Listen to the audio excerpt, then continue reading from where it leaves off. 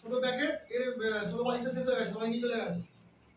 16-22 কাজ করবে, 16-22 গরমকালে 16-22 কাজ করবে, আর শীতকালে এই গরম দিকে কাজ করবে। এটা আঠারো চলবে। আচ্ছা বুঝতে পারছি, এই যখন বেড়ে যাবে। আর এই যেগুলো ভেমনো ফুটে গেছে বাস চলবে না, এই বাসটা চেঞ্জ করে দেবেন।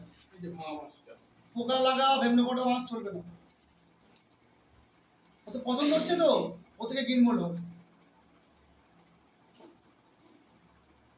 বুঝতে পারলাম।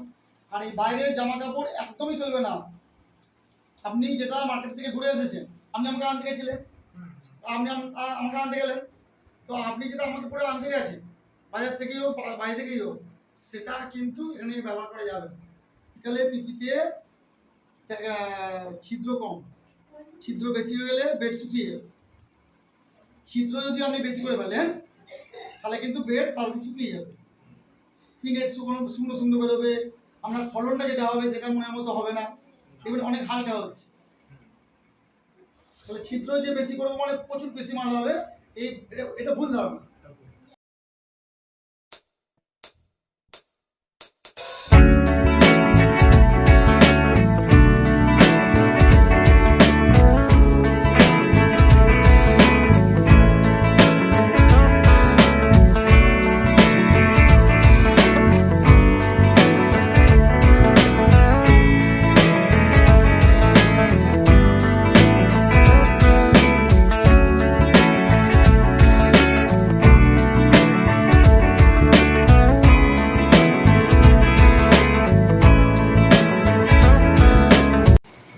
নমস্কার, আজকে 29শে মার্চ 2026, গরমের প্রশিক্ষণ চলছে।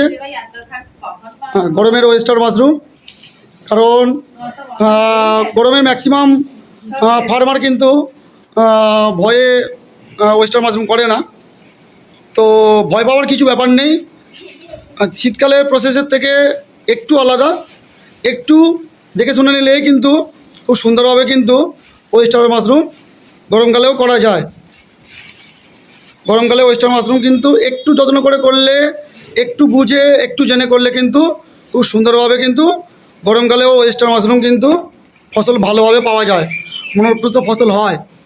আর গরমকালে করার একটা সুবিধা হচ্ছে, শীতকালে বহু ফার্মার থাকে যারা চাষ করে, কিন্তু গরমকালে মুষ্টিমেয় কজন করে, তো তার জন্য কিন্তু দামটা অনেকটা শীতকালের থেকে বেশি থাকে।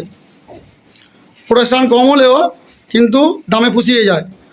তো যারা শীতকালে শুধু কাজ করেন ওয়েস্টার মাশরুম, তো তাদের কাছে অনুরোধ, আপনারা কোথাও থেকে একটা গরমকালের প্রশিক্ষণ নিয়ে কিন্তু গরমকালেও ওয়েস্টার মাশরুম করুন। কারণ মাশরুমের মার্কেট কিন্তু যে তুলনায় মার্কেট, সেই তুলনায় কিন্তু গরমকালে মাশরুমের কিন্তু উৎপাদন অনেক কম। অনেক ফার্মার কিন্তু গরমের জন্য করেন না।